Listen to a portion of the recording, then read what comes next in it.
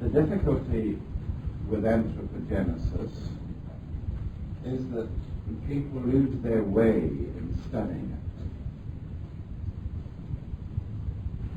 it. Instead of going to simple, basic principles, they branch off into the many bypaths that litter the subject's freeway.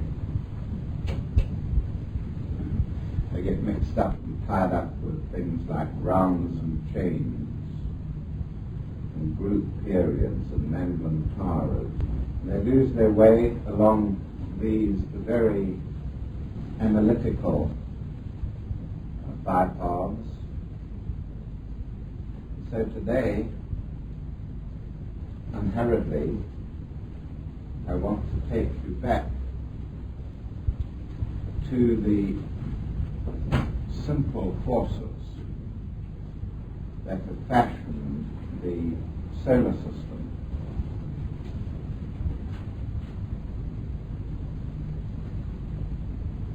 When we study the Oriental attitude towards the creation of the universe, there comes up repeatedly the suggestion that all things in our physical world are but the reflection, the thought form of a great being, that the highest one that we can conceive is seated in meditation, shall we say, and that the universe as we know it is the visualized object for his meditations. Now we have spent much time, I have repeated the subject often enough, on the matter of meditation, how we visualize objects for meditation, the space between thoughts, and how these visual objects which we create, and we ourselves are creators, these visual objects are living things. They are reflected from us, and we pass them out into the subtle globes that interpenetrate the earth. And they find appropriate fertile ground to seed themselves in. Done all that. Now we have to conceive of our universe as being the thought form or the visualized object in meditation of a great being, a cosmic entity, the greatest entity that you can conceive of. And if you can embrace that concept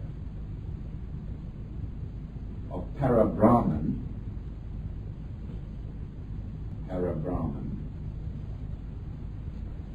then you will understand all the attendant features of it, which constantly crop up in esoteric study, like Maya, how matter is an illusion, how it is a throw-off of an inner reality, a reflection of a central creative force. So let us then take up the position of the macrocosm. We are splinters of him. We are microcosms of him. We are reflections of him. And if we want to study him, we can study ourselves, because we are images of him. And that's the occult method. Similarly, if we want to study ourselves in a matter that is abstruse, we study the macrocosm, the universe, and then look at ourselves. What is true for a universe, or what is true for a solar system, is true for the solar system in miniature, which is man. We use this technique again and again, and you should know something about it. You should have examples of it at your fingertips, and here is one that we're doing today. Now, if we pause a moment and examine experiences that are going on around us under our very noses, then we know that laser beams are producing strange phenomena, physical phenomena. They are able to, amongst other things, create gemstones. And one of their capacities is the ability to produce a hologram, H-O-L-O-G-R-A-M, a hologram, which is a picture or image of an object. By directing two laser beams at it and catching the reflection of one, using the other as an interference beam, we can get a hologram of an object. And when we pick up the hologram, which may be an image on a piece of glass, like a photographic plate, a glass photographic plate, when we pick it up, we can look at the object and see it in 3 dimensions. The object that was originally photographed. Say it's a human brain. We can turn it around. We can see the bottom of the brain, the top of the brain, the sides of the brain in the hologram. We have a 3-dimensional version of it. Not just a 2-dimensional photograph of it, but a 3-dimensional version of it. And the strange thing is that when you shatter the hologram, splinter it, you pick up a tiny little fragment of it. It has the brain there again, completely. So the total hologram has a 3-dimensional picture of the brain, and shatter it, and the tiniest little splinter of it has the same 3-dimensional picture of the brain. If you can use that as an analogy for ourselves in relation to the divine, then you have gained some ground in the study. For we are splinters of the divine. And everything we do, everything we think, every action we undertake is a reflection of the one in whom we live and move and have our being. As above, so below. As in the macrocosm, so in the microcosm. As in the flame, so in the spark. You'll find it coming up again and again and again. So we're always steered by very effective techniques of study, which are should be supplemented by brooding, pondering, meditating, contemplating.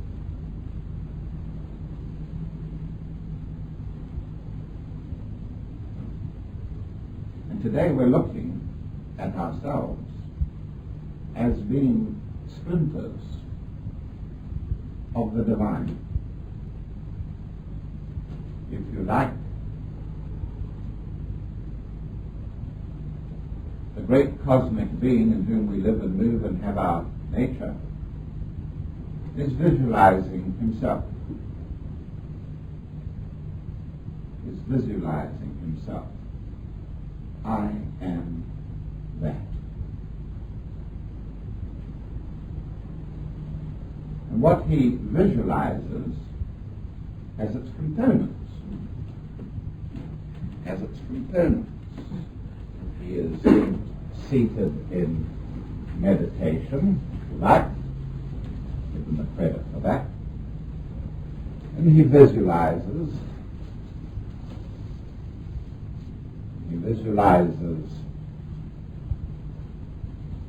himself, and this has component parts, like the hologram we were talking about earlier. And each one of these splinters is you or me. We are a reflection of him. And so we say that the whole of the manifest world,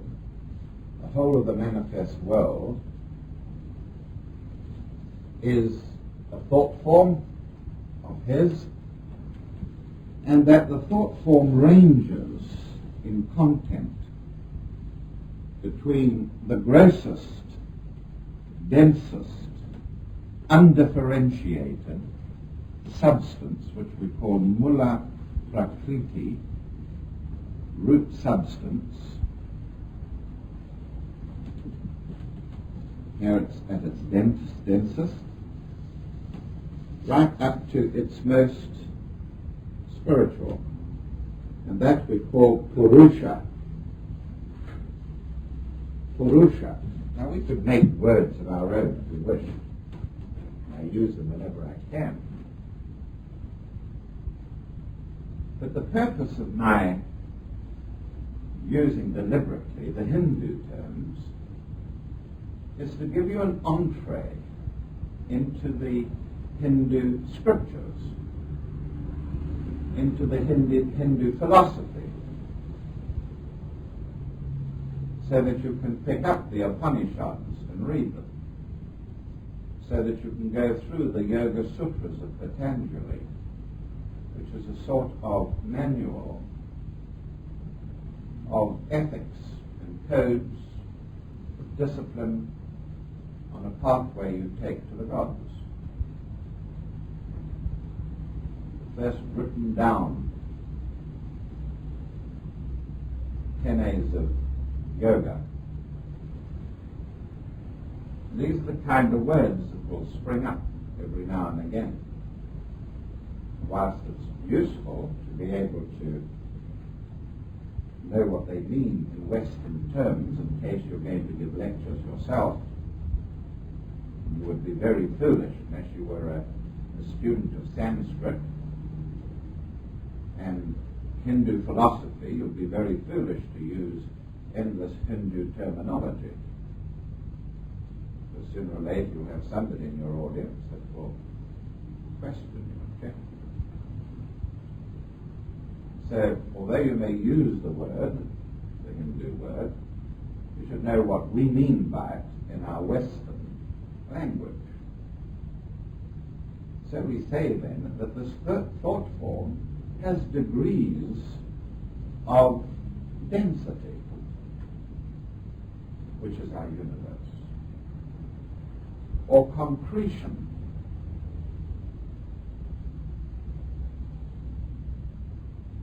And when we look at vast ranges of mountains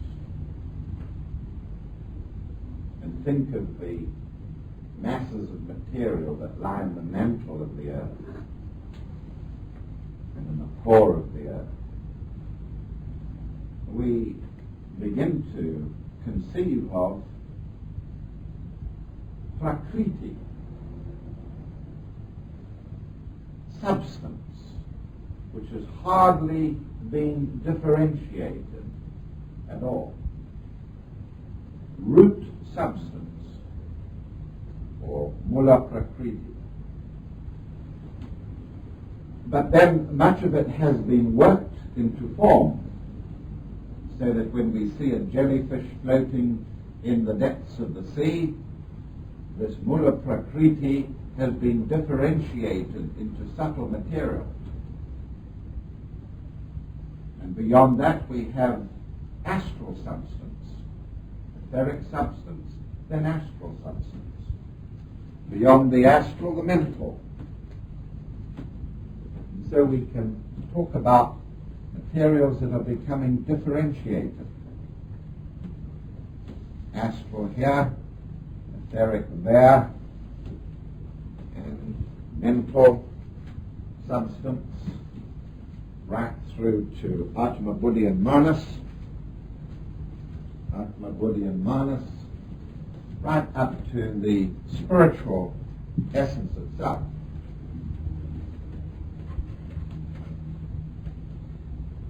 And whatever object exists about us here, maybe a plant, it has degrees of Hyperborean expressed in it. Some of it may be at the spiritual end, the spiritual Purusha. There are many objects that have very little of it. But it's all part of a thought form. It's all part of a thought form.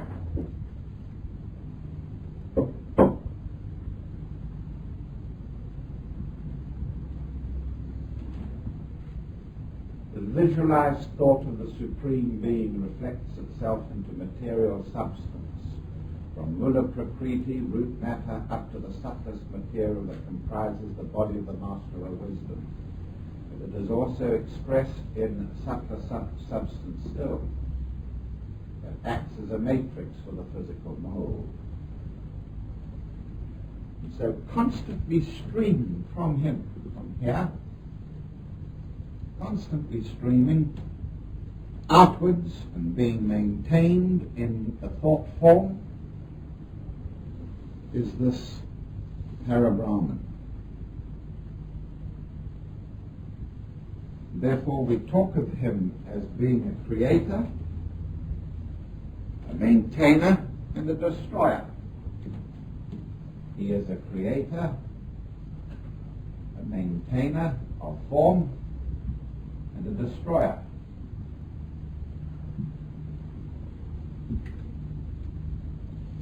We talk about that which he has created as being maintained lovingly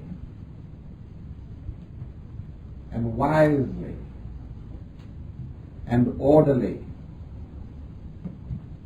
and concretely and harmoniously and with beauty, that which he has created. So we have the concept of rays.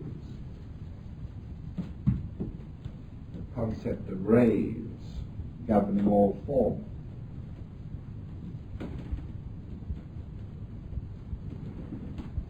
Yes.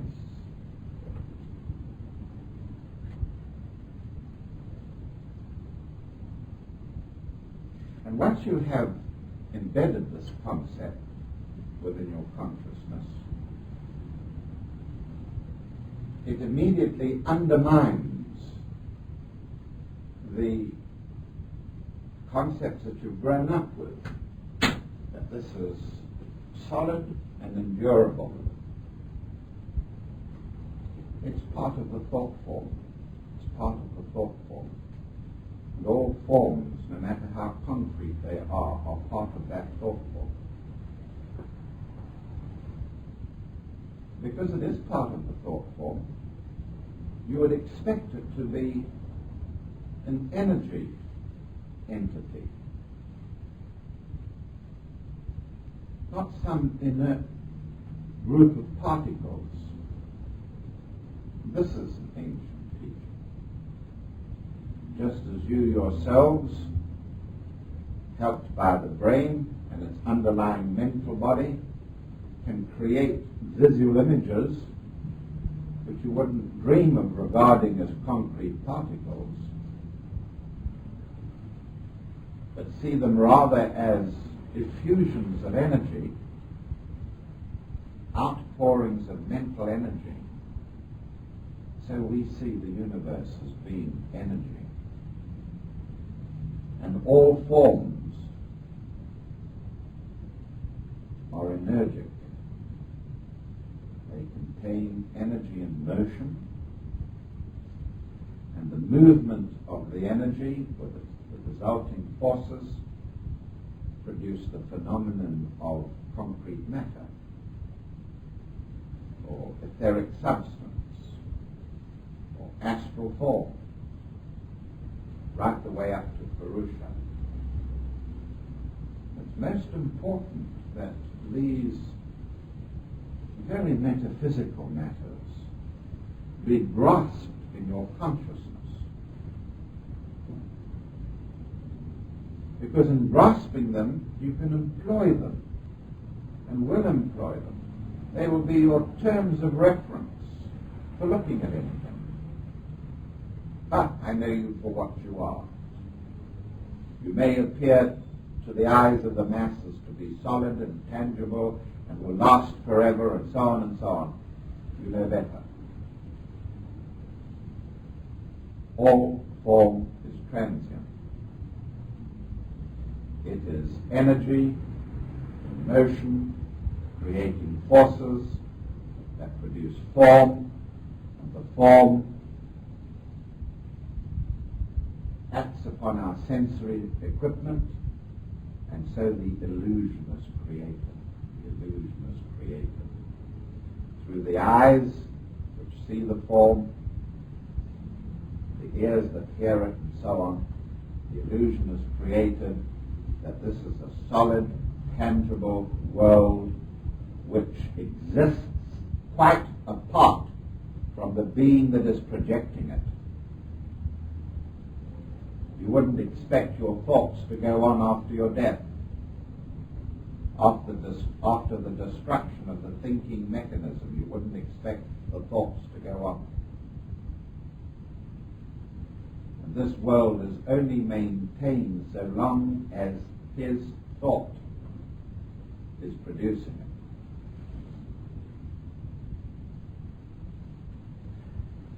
it. So we conceive of form as being part of him, created by him and constantly maintained by him.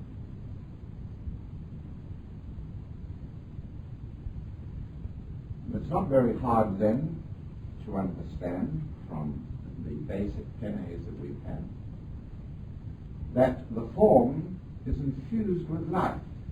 The form is infused with life. If we conceive that in visualizing it, he is breathing.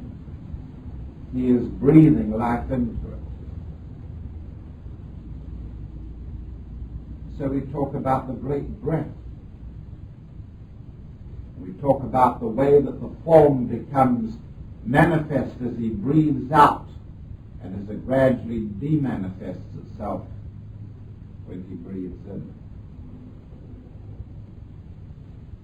So we get the idea of breath, his breath bringing life into form, and we understand that that life can be variable, so that the form can be very active and it can be very, very passive when it is not being breathed into. So we get the concept of cycles of manifestation and demanifestation. Cycles in which form is highly active and interacting with each other.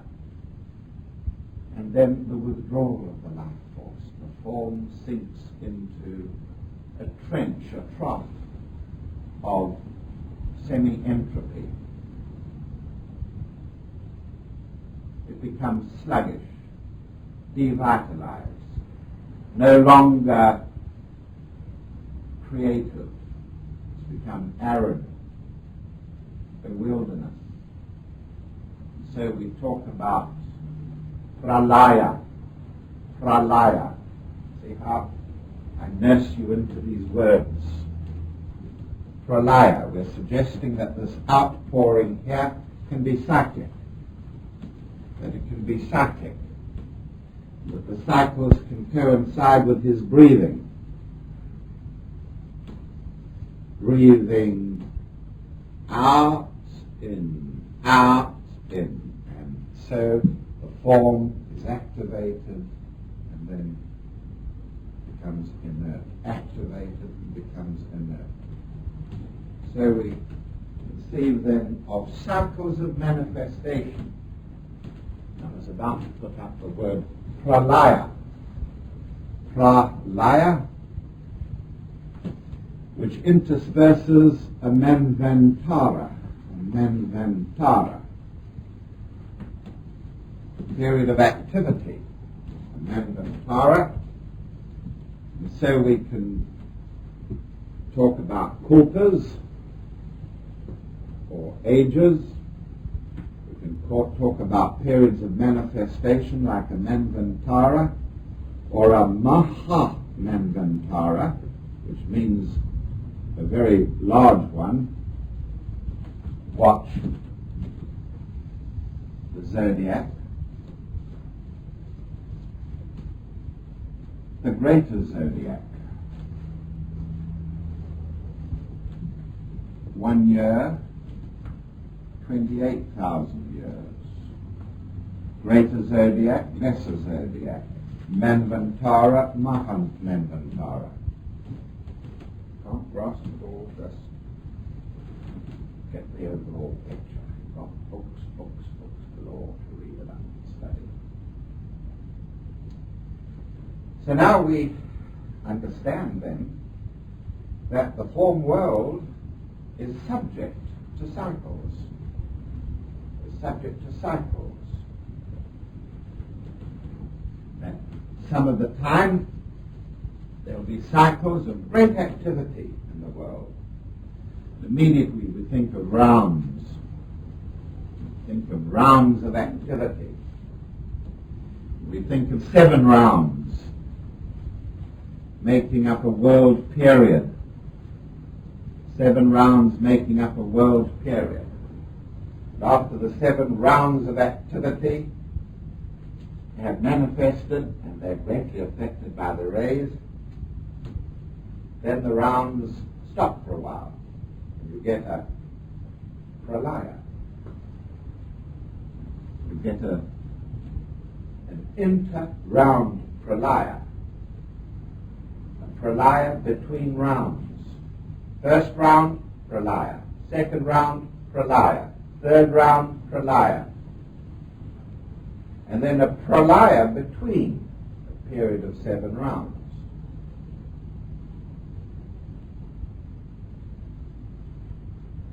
And all the time we're holding visually within us the concept of a great being breathing out on the face of the earth, breathing life into things.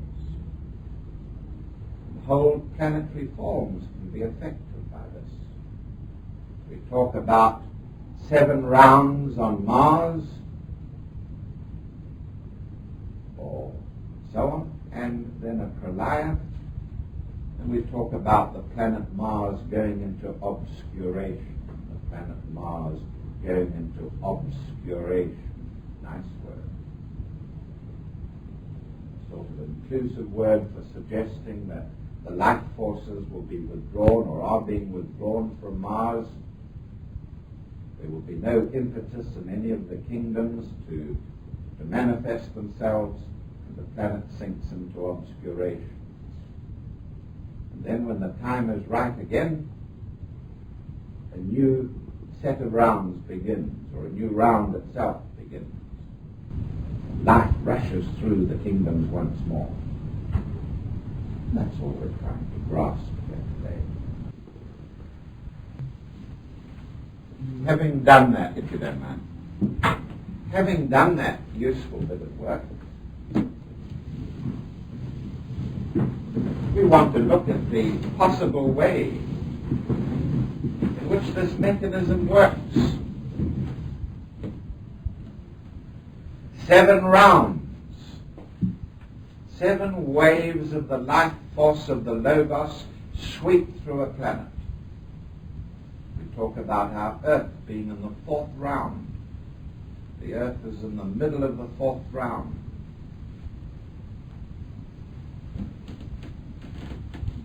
What we're really doing is to take time and space and differentiate them. Round, contains 7 root races. 7 root races. Now straight away we've emerged out of the time concept, great periods of time, pralayas lasting 1 billion years and manvantaras. We come out of time and move into space. Come out of time and move into space. The moment that we talk about root races, oh good, yes, we can understand that. That's fine. 7 root races to a round. So we talk about the Earth being in the middle of the 4th round, because we have on the Earth remnants of the 3rd root race, a majority of the 4th root race, and a well-established 5th root race. So we are in the middle of a round. When the 6th round is born, when the 6th race is born, it will manifest for a few million years. The 3rd will have died out, the 4th would have begun to die out, and then the 7th root race is born. Its qualities eventually dominate the planet, and then the life forces withdraw from the Earth. And there's a period of obscuration of the Earth. Obscuration of the Earth. Life is withdrawn until the next series of rounds, or manvantara.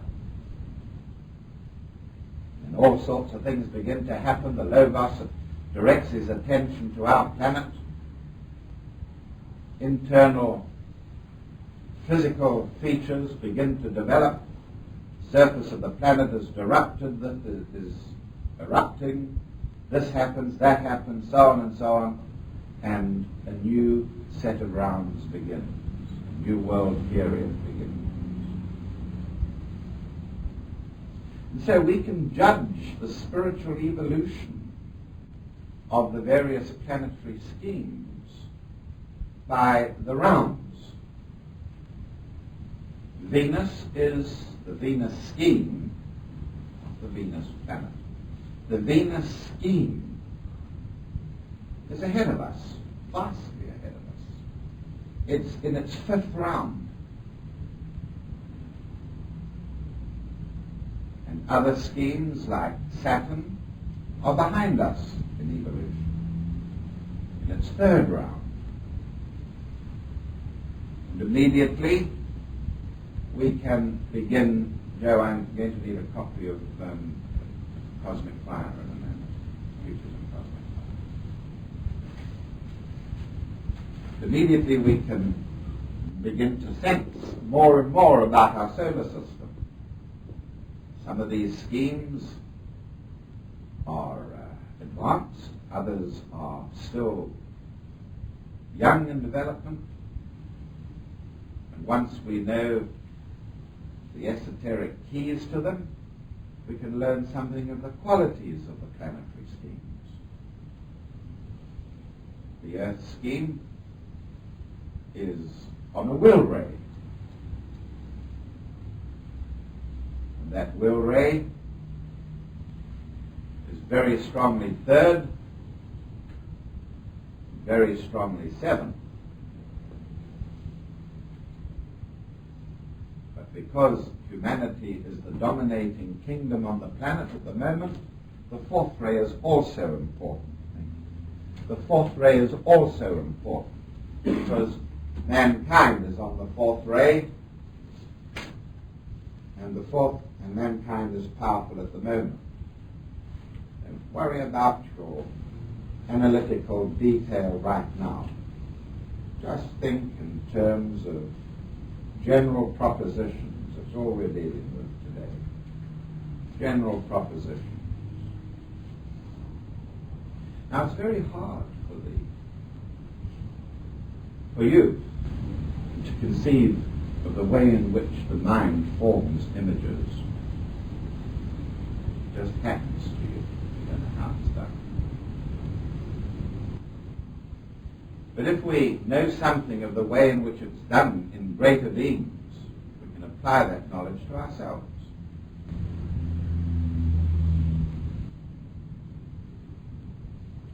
And we can conceive of this great being, the originator of the universe, seated in a creative posture. And because he is creating a thought form,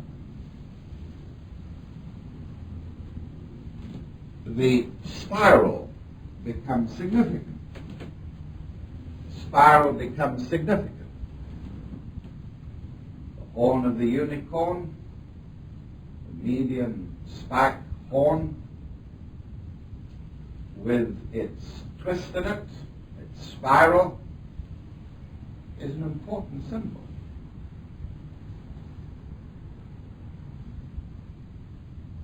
And that is the way in which we obtain the creative faculty in ourselves. We spiral our attention towards a point. We spiral our attention towards a point, from a diversity towards the point. And this gives us the creative faculty. We are gods in the making. And to become creative gods, we use the active focus of spiraling to a point. It's not hard then to conceive that the universe is created as a result of a great spiraling of energy. A great spiraling of energy. And the spiral moves in a forward direction. It is spiraling, and according to his breaths, it will be cyclic. It will manifest, and then it will wane. Manifest, and then it will wane. So we say forward motion, spiraling motion, and cyclic motion.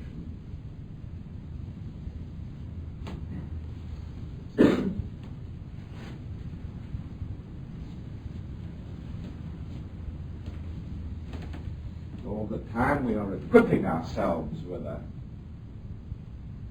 vocabulary of expressive terms which we will come across. Whether you're reading Cosmic Fire or whether you're reading Esoteric Buddhism, A.P. Sinnott, these words are very, very important and meaningful. Then, the last of the motions is rotary motion, which means that any one of these at any time is moving around.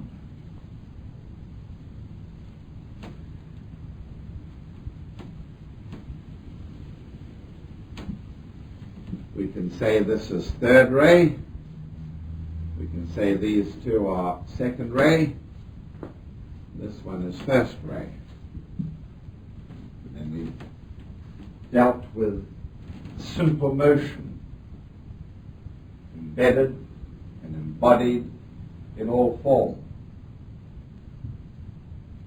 So we see that form is an expression of the logos, the creative aspect of the logos,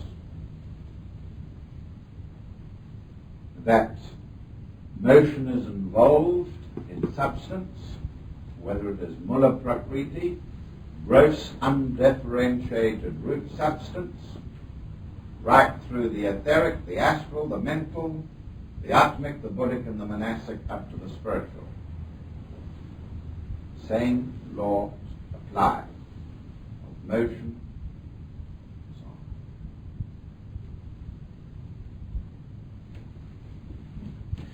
on. So when we come to look at the building of form, we find that what happens is the first effect is a spiraling of energies in a forward direction. And this will produce one expression. of energy showing as a substance. And we might say this is substance of the first order. Substance of the first order.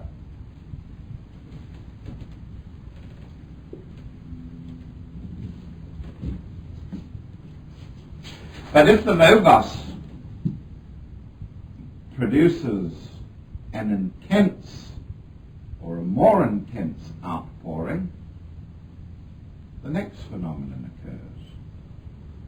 And that is that another band or another dimension of energy will interlace the spiral, and it too will begin to form a spiral. So the first is interlaced by the second. We call this the second order.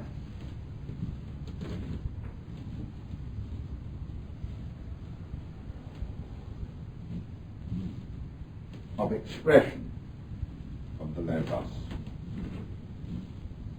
Then we can come to the third order, when another massive outpouring of his energy takes the spirals here, this huge set of spirals, and passes again through it,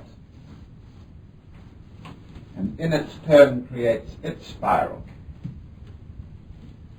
So we have the third order. And all the time there are being created planes of substance. Planes of substance. So we start off with the Creator and the first subtle plane of his substance. We talk about the monadic plane first. The Creator himself is Adi, the plane of Adi. Then the monadic plane, then the atmic plane.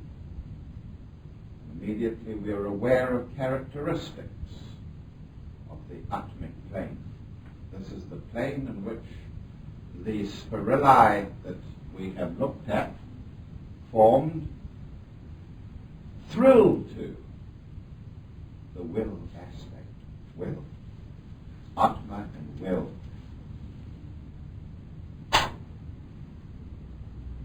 Then the next one is buddhi, which uses the will and modifies it, tempers it with compassion and love, higher love. Then the next plane takes both of these qualities of Atma, or divine persistent will, and the qualities of love, compassion, and blends them into the creative force of Manas.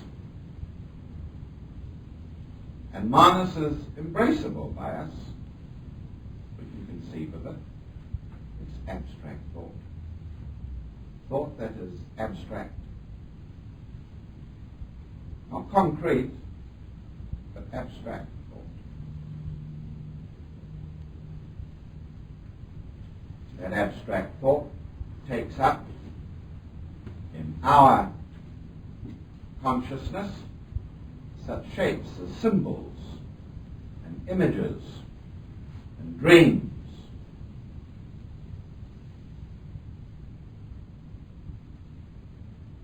Then going down another creative plane, we're into concrete thought, finite thinking. The cat sat on the wall. Translate that into astrology for me straight away. Sun and Leo in the 5th. The cat, ruled by Leo, sat. Leo rules seating. The wall, Leo walls suddenly over them. As easy as winking. You have the key.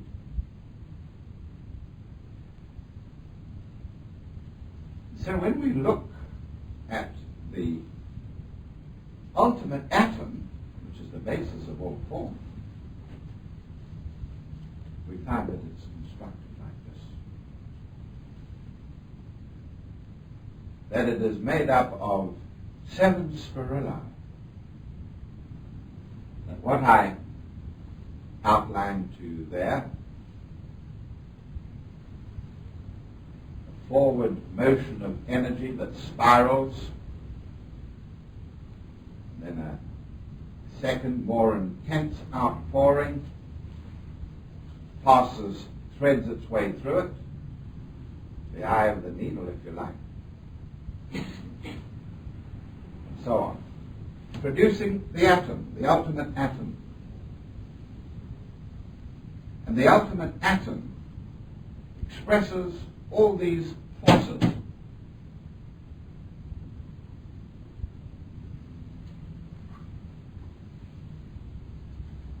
So the atom is a miniature of the universe. The ultimate atom is a miniature of the universe. Fifth house, Leo, the sun, rules miniature.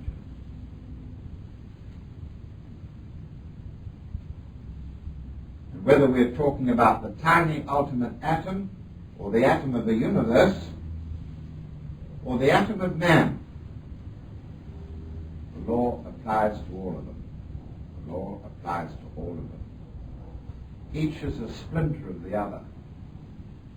Each is a fragment of the other. Tiniest atom struggles to represent you. And you struggle to represent the divine, for you are an atom in the divine. As above, so below. As you can see right from the beginning, that matter is made up of, the material world is made up of that.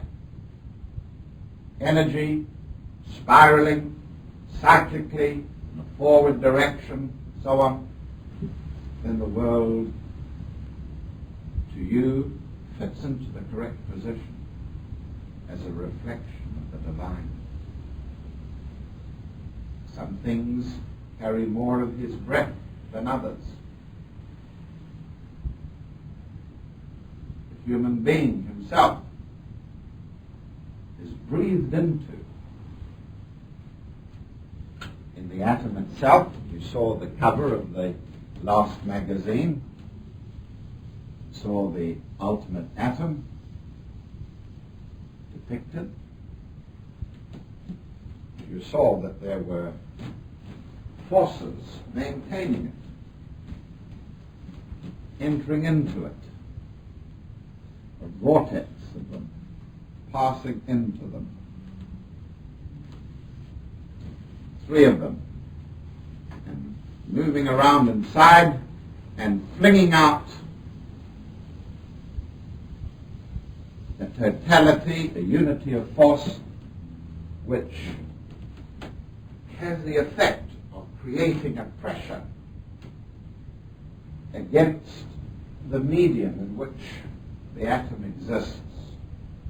That medium we call koilon, or koilon.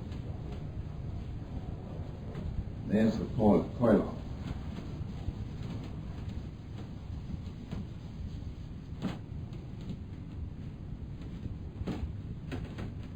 Now, koilon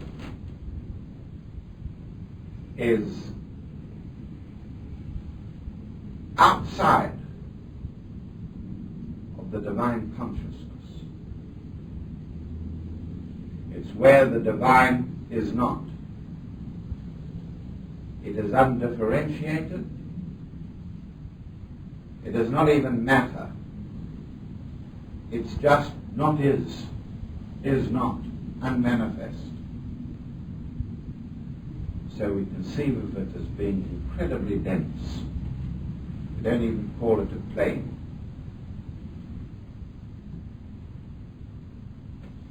So we have the idea then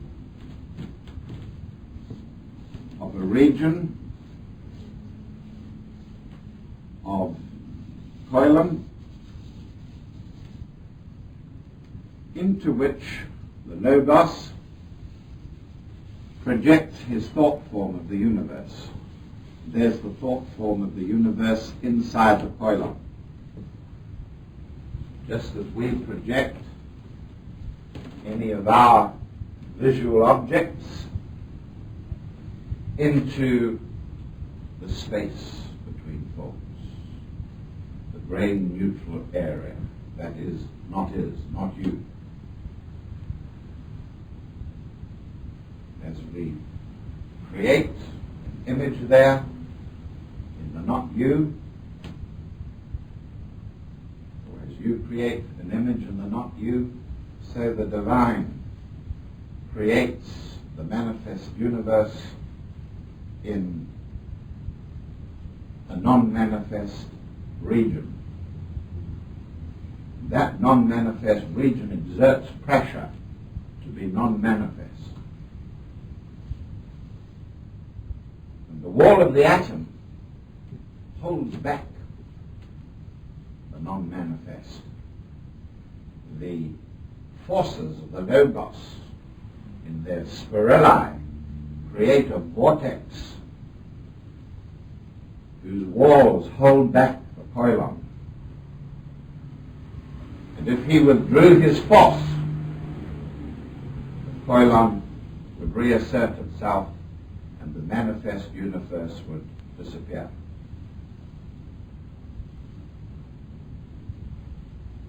Or the thought form would disappear. Just like you create thoughts and their higher counterpart, which are living, those images and symbols that we've talked about. So does he. When you no longer energize them, they dissipate. Created their function, they've performed their function. You have created them, you've maintained them, and then you withdraw your energy from them and they collapse.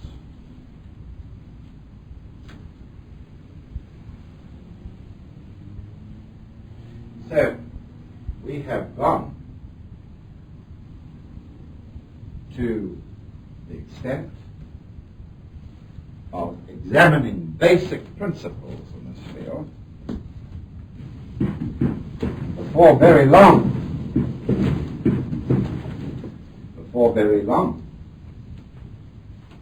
we are beginning to struggle.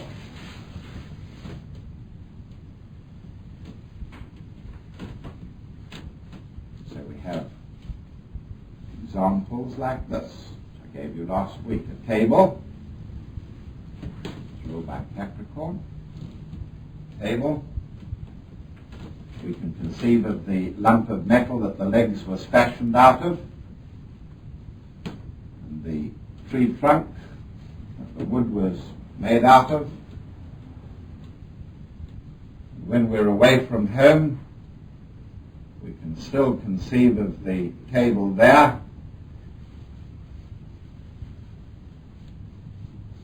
or we can visualize being at home and having a meal, the food on the table, right through up to the spiritual qualities of breaking bread and communion and so on, from Purusha right down to Mula Prakriti.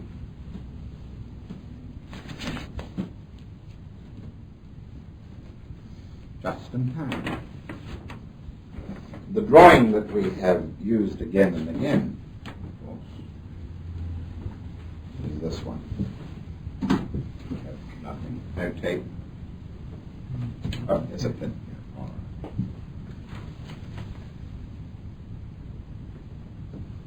The ultimate atom.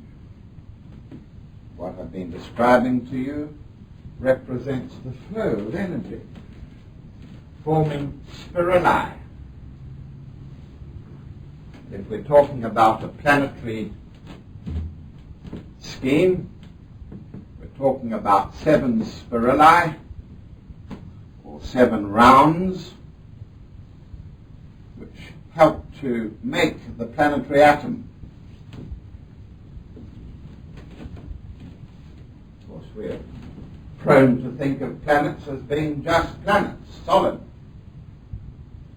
We should think of the etheric part of the planet, the astral part of the planet, the mental part of the planet, the planetary atom, we should say, the spiritual planetary atom. And when you do that, then you have the holistic impression of the planetary atom.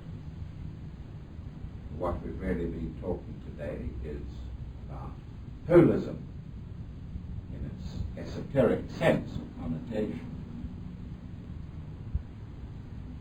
So, taking the table from its wood, ruled by Taurus, the metal ruled by Mars, brought together into a form ruled by Capricorn, and the victuals on it, and so on, right up to the mountaintop, or the table mountaintop, initiation, and the fiery force, which represents creativeness.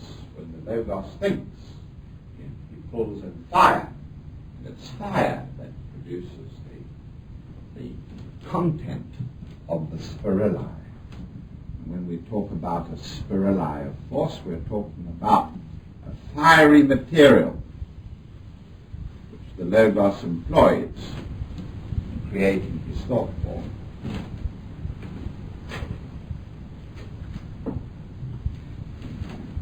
So, in a single period, we have been able to examine the basis of manifestation. Now, if you look at the drawing of the ultimate atom there, you see 3 fires pouring into its vortex of the North Pole.